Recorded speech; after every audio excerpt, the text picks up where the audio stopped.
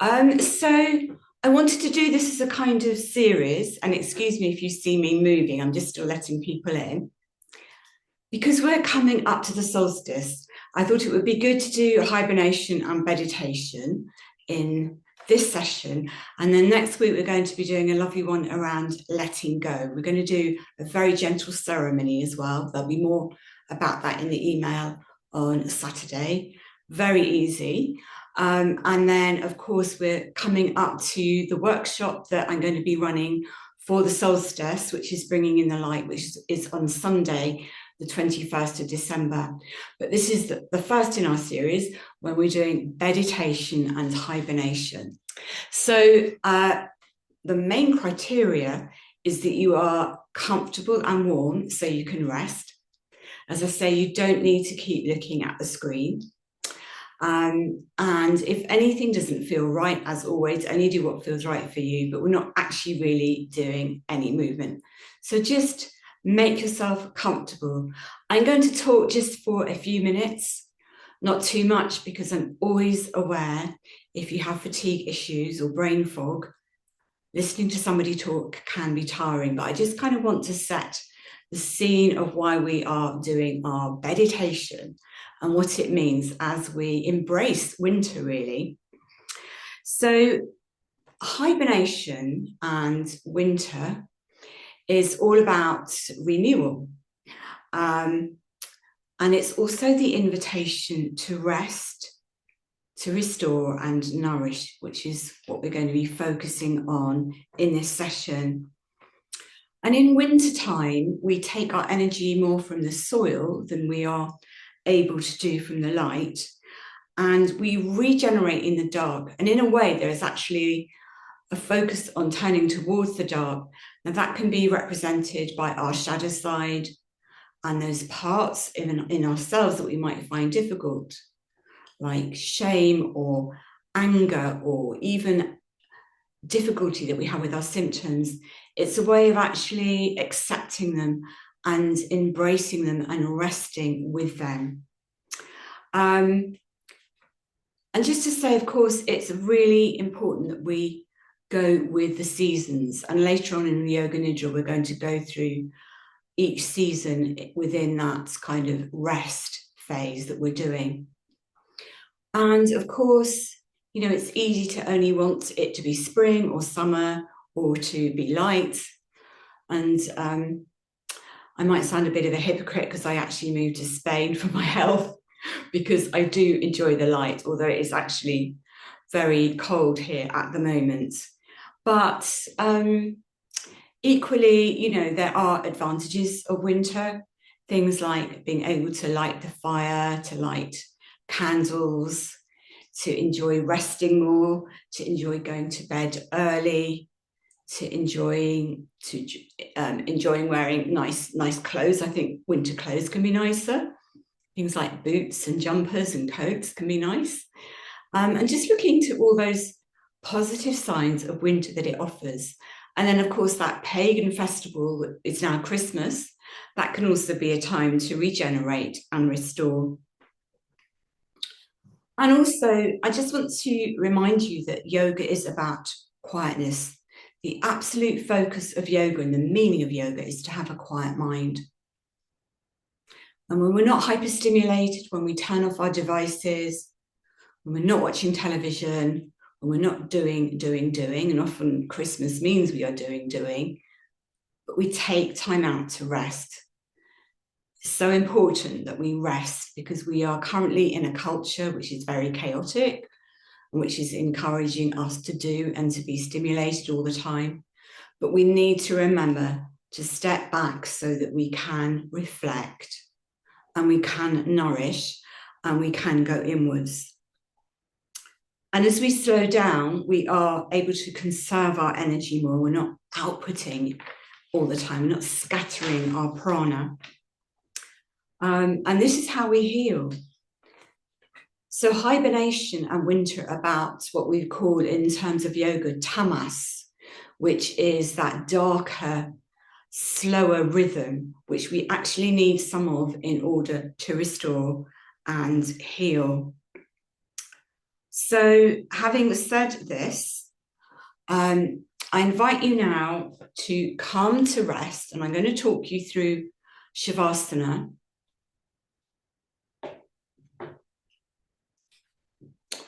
And just lie in a way which feels comfortable. Now, generally, this would be on your back if you were in Shavasana. Having something under your head to support and lengthen the back of the neck. And then if you're in classic Shavasana, your arms are slightly away from the body with the palms turned up, because this helps the shoulders to relax. But if that doesn't feel right for you, you can turn the palms down or you can rest them on your belly. So just take a moment or two to experiment with how you would like to have your arms placed.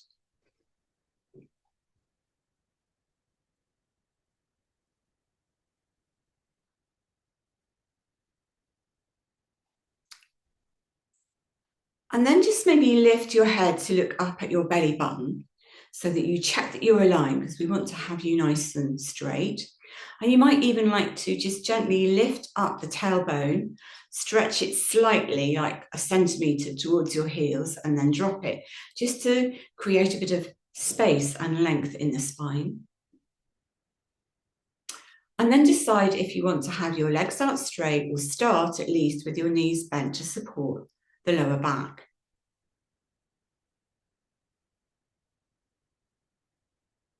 And if you've got your knees bent, you might like to just touch the knees together to help to rest the lower body.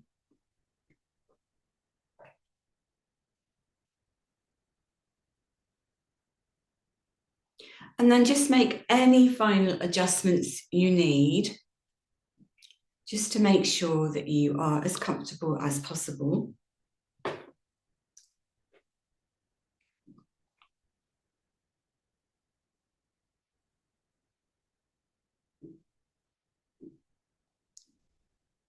And then take a moment or two to explore your back, just observing how your back is. And I'd like you to bring in the quality of curiosity to this. So even if there's pain or fatigue, you're allowing it rather than resisting it. So this is all about allowing our experience just as it is. We're not resisting anything.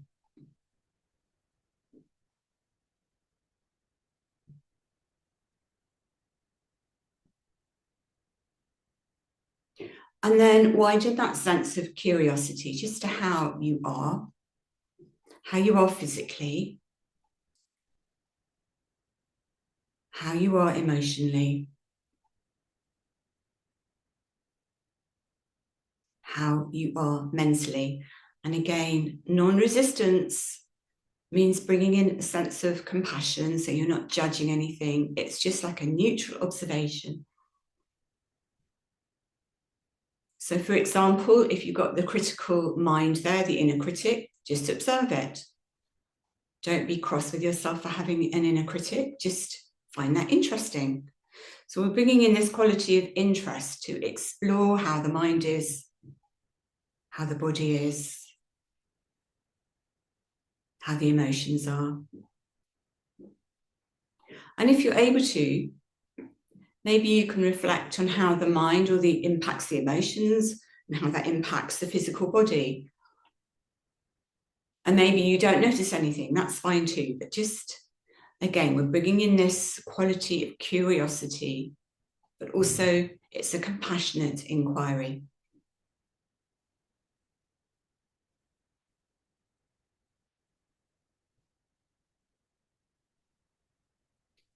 And then very gently, roll your head slowly, slowly, slowly from side to side.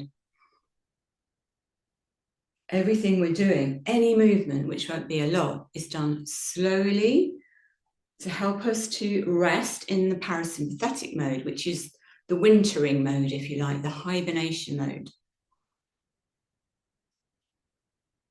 If we make fast, sudden movements, that signals the body to go back into the stress response. So we want to move slowly and breathe slowly. We'll come to the breath in a minute.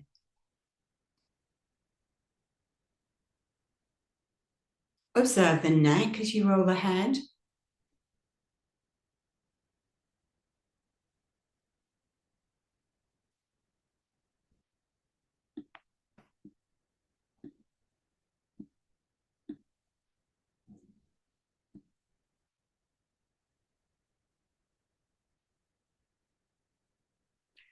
And now we come to the breath. So center the head and take a moment or two to just focus on how your breathing is. Again, no judgments. All you are using is awareness, conscious breathing.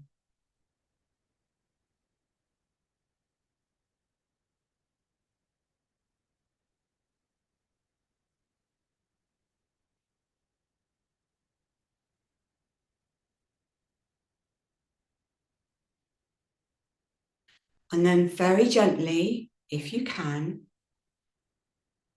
you're beginning to slow the breath down. But if that restricts you in any way or brings up any uncomfortable symptoms, or it feels that you're forcing it, then keep to your own breathing rhythm. But if you're able to, and it's okay for you, just begin to slow the breath down. And if you can, focus on breathing through the nose.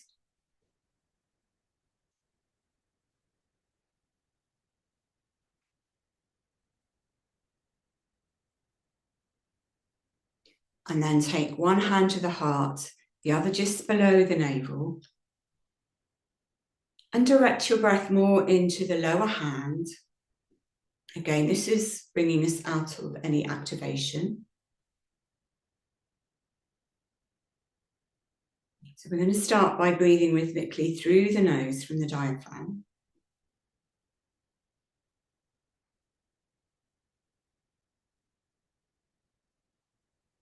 And then we're going to take 5 own breaths. If 5 is too much, just do 3. So we're going to breathe in through the nose. And if you don't want to own, you can hum instead. Om.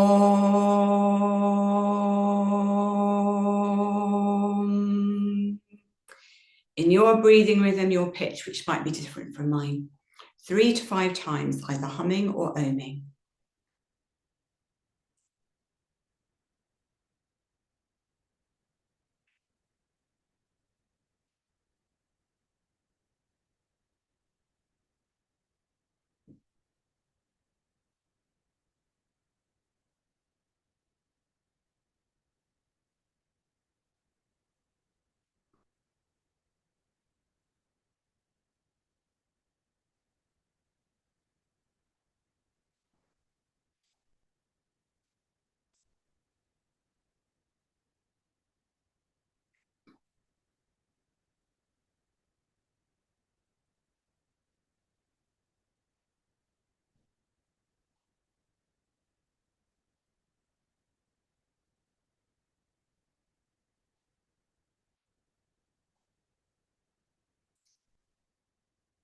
And when you finish, just return to a breathing rhythm that's comfortable for you. And imagine that you are a seed lying on warm soil. And on every exhalation, the soil is embracing you more and more. The soil is soft, and you're just resting deeper and deeper into the soil. And if you like to add to the visualization, you can imagine that you've got a taproot from your tailbone, and even maybe the soles of your feet, or if you've now straightened your legs, your heels going down into the earth. All you're doing is focusing on the exhalation now, and that you're letting go deeper and deeper into the soil on every exhalation.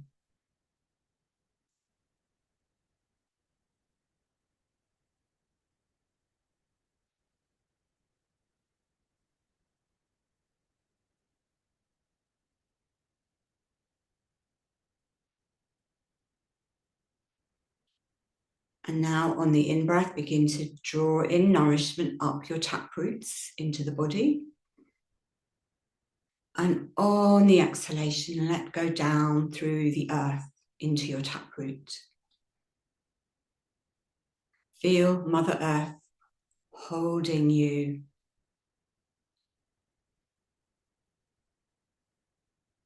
You might even like to imagine that you have a covering of leaves on top of the soil to keep you warm and cozy, and even snow.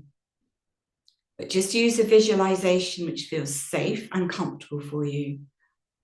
So if that feels too restricting, don't use it. Always remember your safe resource if you need to. Bring your mind to something which feels safe and comfortable at any time.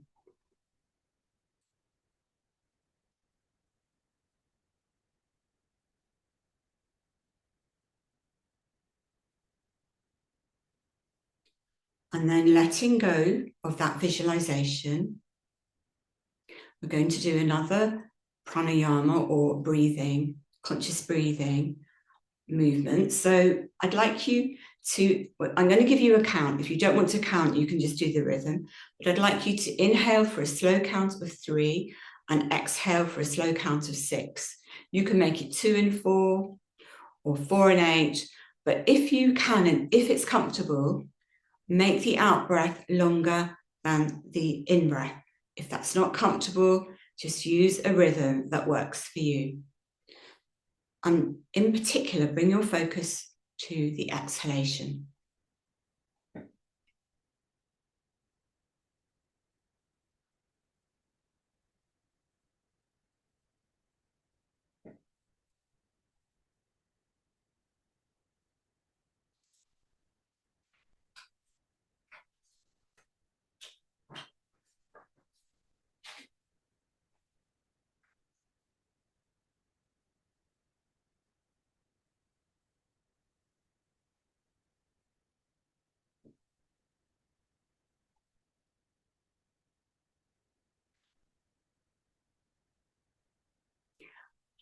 And now bringing your awareness to the in-breath, just visualize that inhalation repairing you, repairing your prana, your mitochondria on each in-breath, on each out-breath, letting go into the soil beneath you.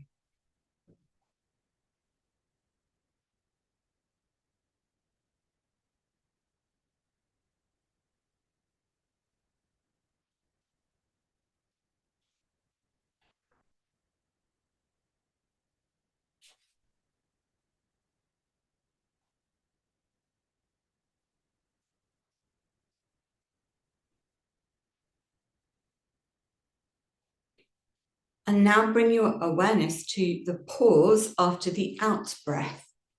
And just allow yourself to drop into that little bit of silence before the in breath naturally rises again. You're still using the exhalation twice as long or longer than the inhalation. And you're focusing on the pause before the in breath naturally comes. Please do not allow anything to be strained. If it is, then return to your normal breathing rhythm.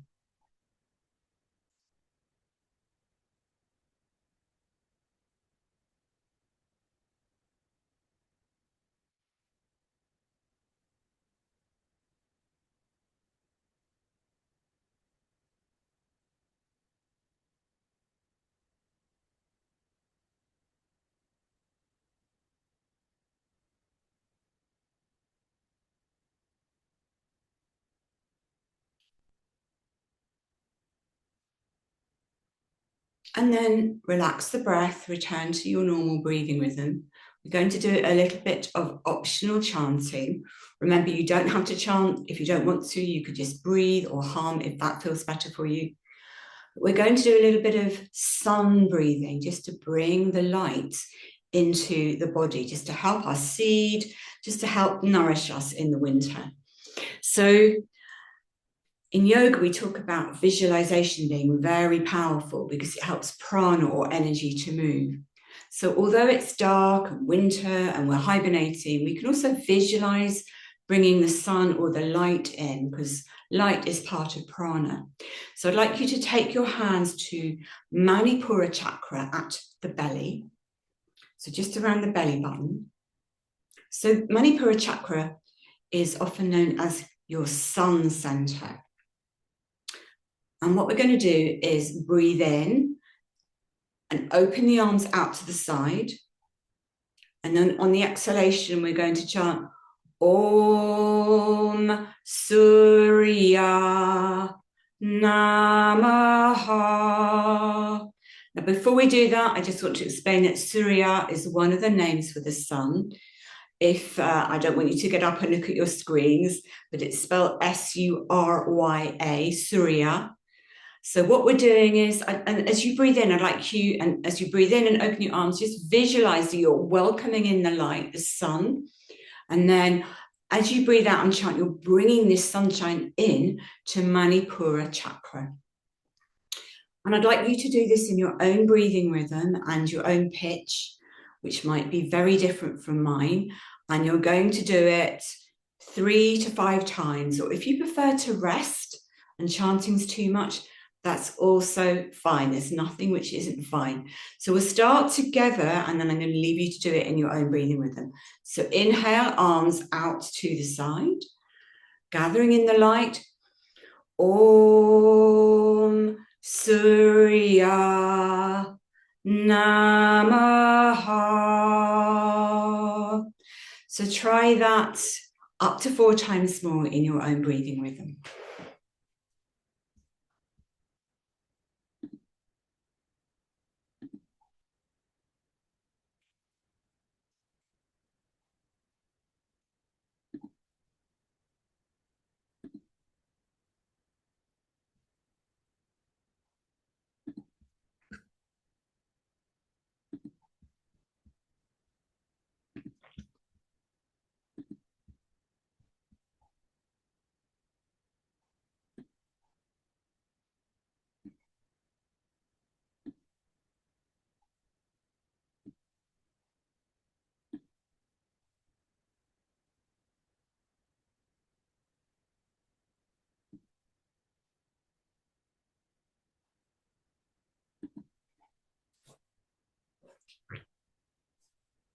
And when you finish, you just rest, visualizing the sun coming in on the in-breath to Manipura.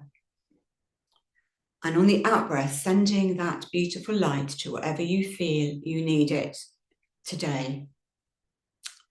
And just to say, Sue, you messaged to say the chant. So the chant is Surya Namaha. It means I am not separate from the sunshine or the light. And if you find the sun too strong as a visualization, you can visualize it as the gentle, more gentle sunlight that we get in winter. So just take a moment or two to check in how you are now. Again, no judgment, just compassion, just observing how the lying meditation, how the breathing is affecting the emotions, the mind, the body, with compassion.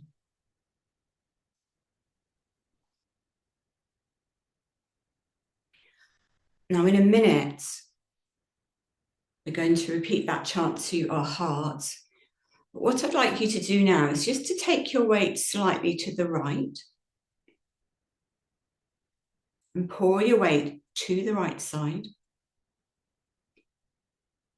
And then center yourself and take your weight to the left. Pouring your weight through your bones, heavily down into the earth on that side. And just go gently from side to side, almost rocking the body. But remember, if you don't want to do that, that's fine too. Doing this from lying.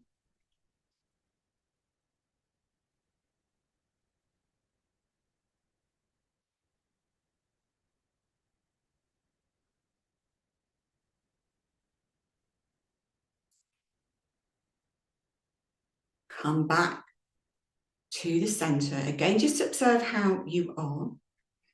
Mind, body, emotions, energy, breath.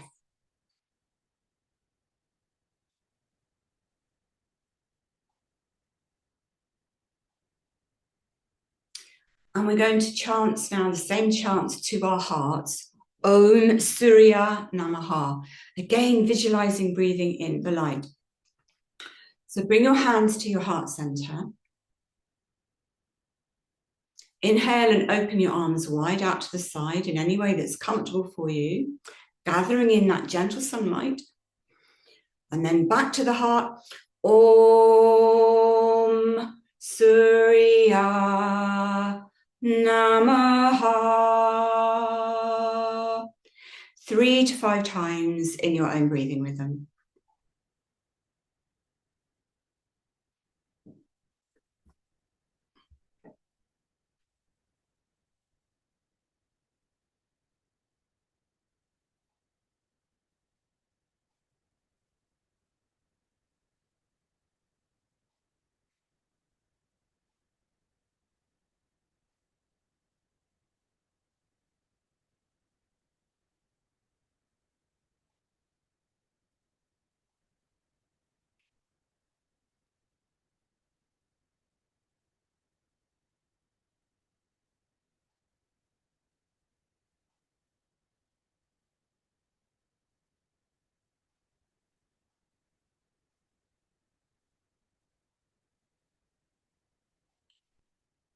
When you've finished, again, just rest, focusing on the quality of darkness and stillness, and beginning to allow the mind to settle,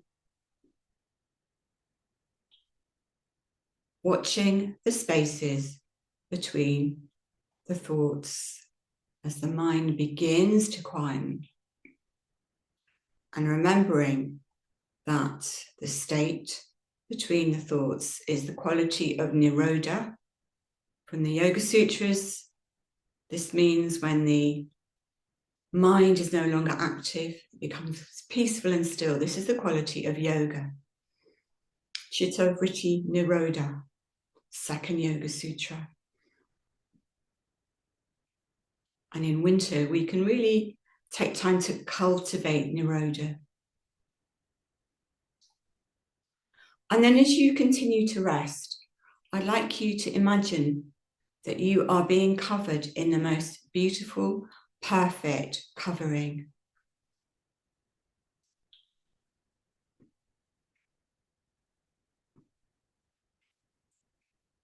And your covering can be something soft and gentle or something heavy, whatever you feel would nourish you. So, for example, it could be velvet or silk or cashmere or a feather down, just something that covers you, imagining it nurturing you, helping you to feel safe and cozy and snuggly.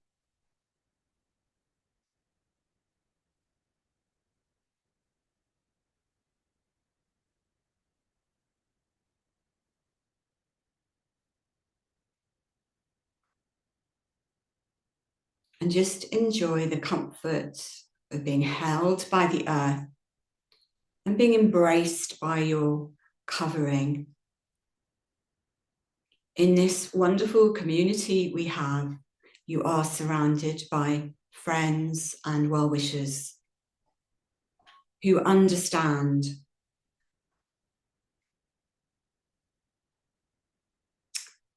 And you can remain exactly as you are if you like, or you can make final adjustments because we're going to go into our yoga nidra practice.